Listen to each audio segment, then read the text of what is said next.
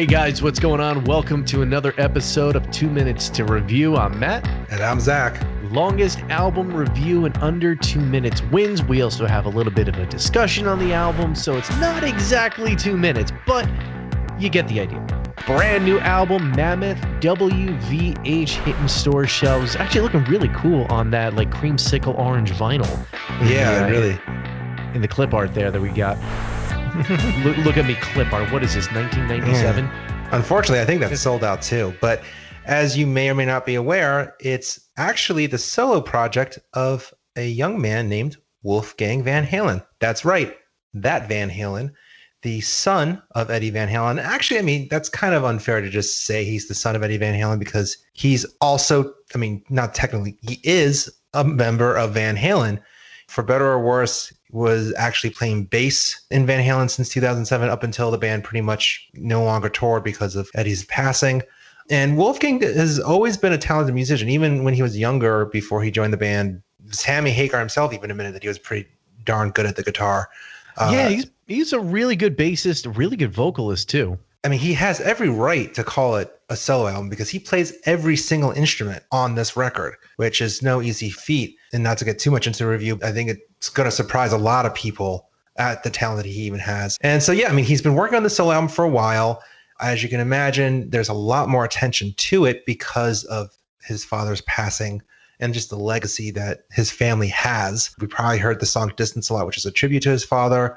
This band's also only getting bigger. I mean, they're opening for Guns N' Roses this summer on a big national stadium tour. I mean, for a band that's never toured before, because he's got a group of musicians playing the music with him, that's a pretty darn big gig. I was going to wonder how he was going to play all the instruments. I think that would have been more fun to watch. So there's definitely a lot of attention being put onto this record. So we're definitely excited to give it a listen and to share our 2 cents. But before we share our 2 cents, we want to thank our sponsor, Lucky 13 Beard Co.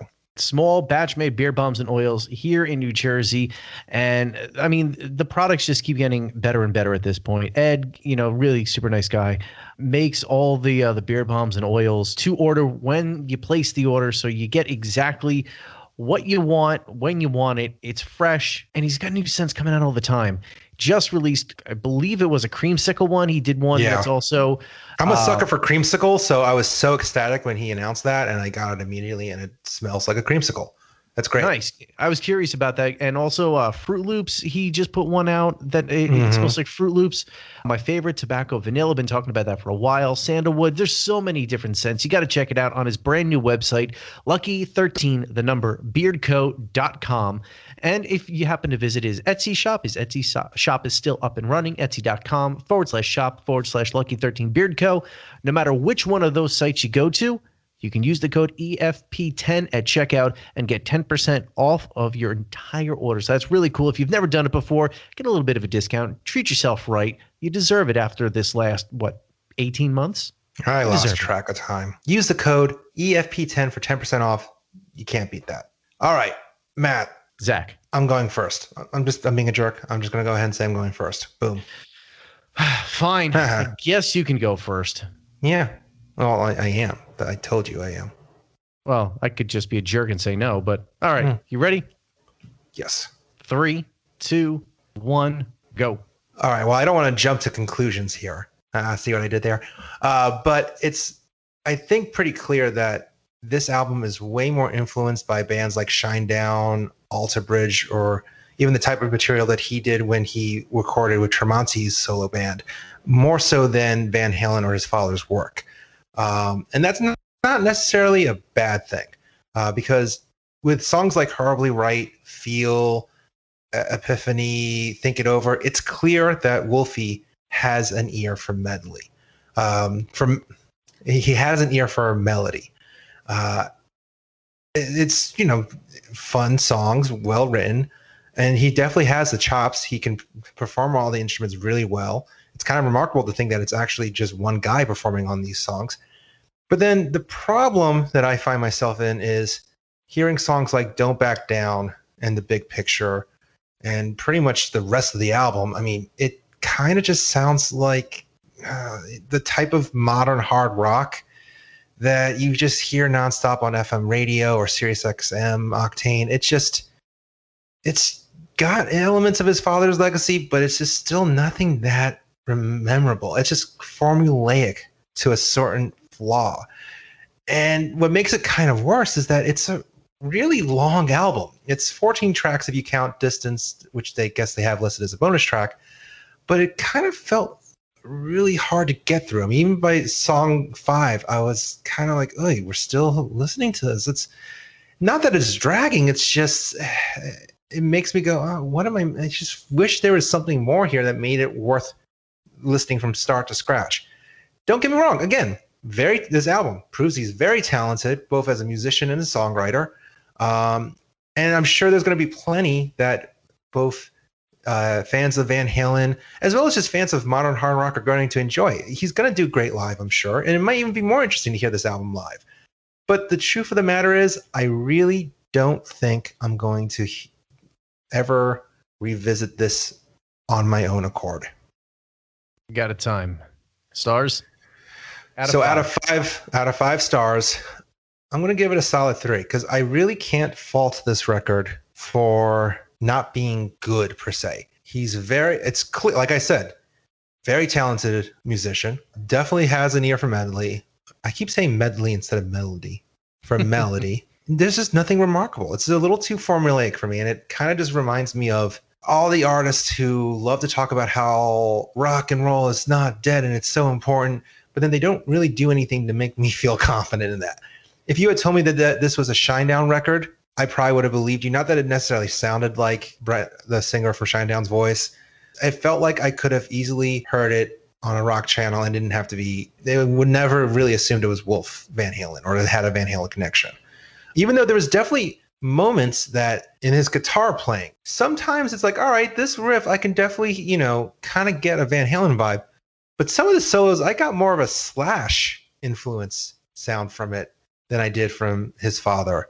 And then even the song Epiphany, which I actually think really beautiful bridge in it that actually reminded me of Steven Wilson to a certain degree, like a little bit more proggy, which I found fascinating considering that Wolfgang actually admitted that he was a big fan of Steven Wilson and was very disappointed when Steven Wilson kind of poo-pooed Eddie Van Halen's influence. So it was just kind of like interesting to hear that kind of creep through. But all in all, very good on the first listen, but I feel like I already forgot a good chunk of what the album sounded like. Nothing really resonates with me for a longer period. That's just me, though. Let's see, though, Matt, if you agree. Are you ready? I'll be the one. Let's do this. You'll be the one? Yep. Should I see what I got you to do?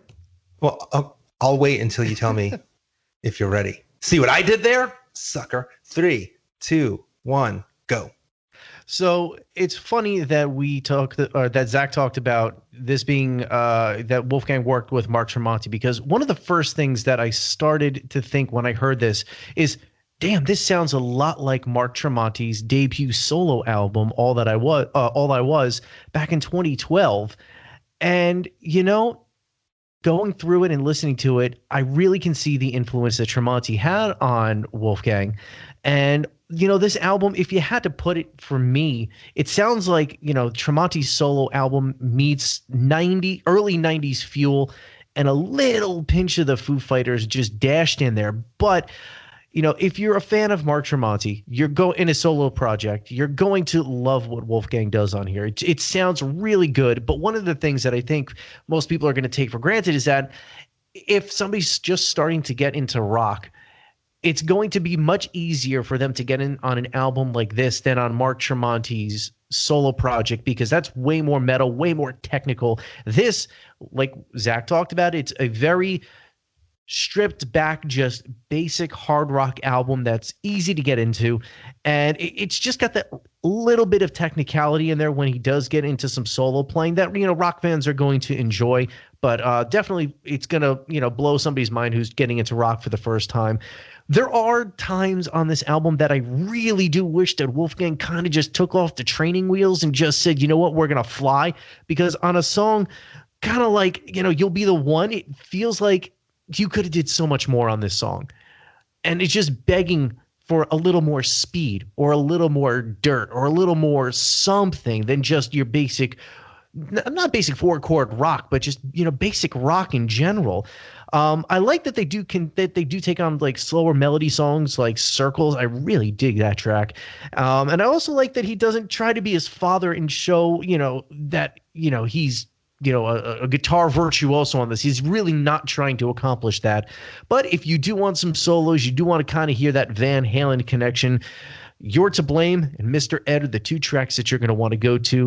And then finally, Stone and Epiphany. They are really, for me, the standout tracks on this one, in addition to Distance. But I really do feel that Distance is quite a simple song, a great tribute to his father, but really just simple.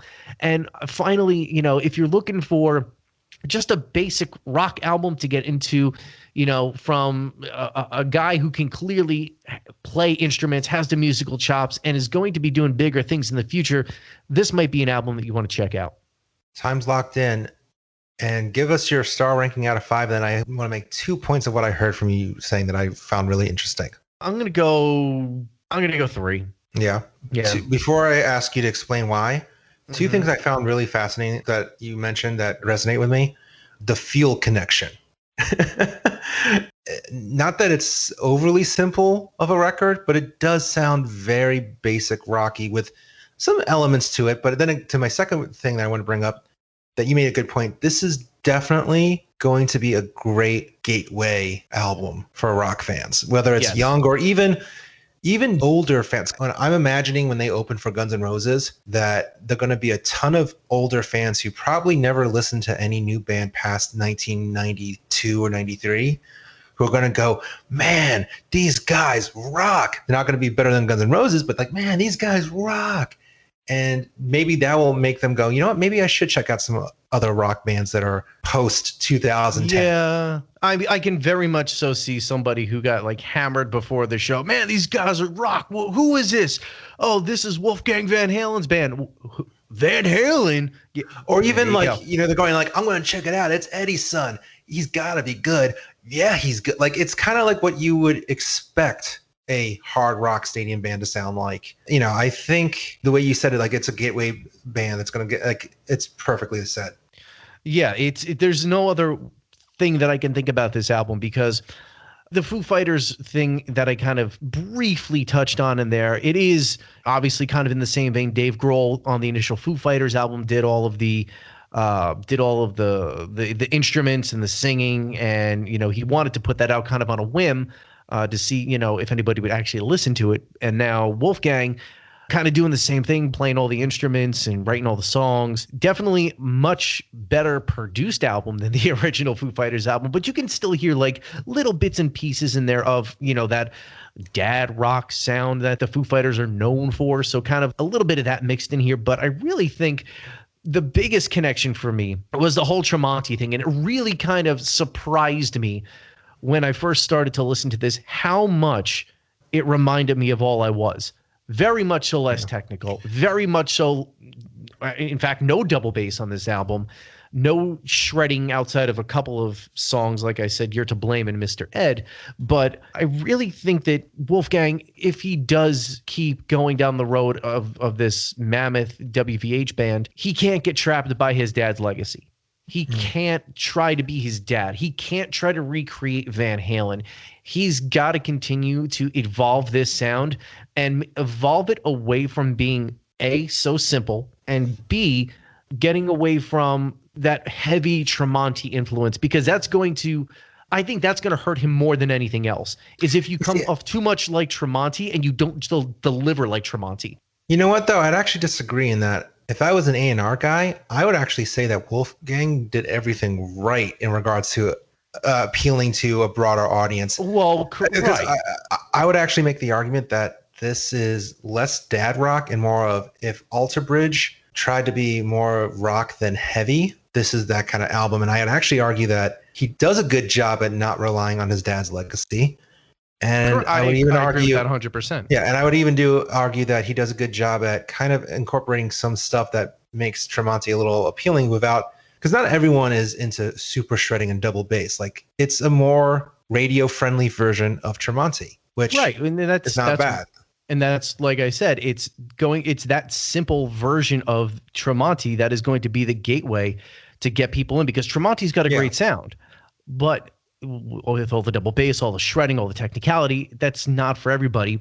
And going back to that, this is just that right amount to get people interested. It's, if you know the name Van Halen, you're obviously immediately going to put that association to it. So even if you've heard of whispers of who Van Halen might be, this might interest you.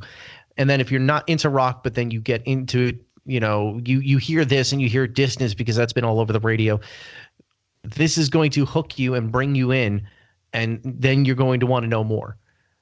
Whereas Tremonti doesn't have that pulling power because his name or his family's name isn't anywhere, and Alter Bridge sure isn't just Tremonti's band.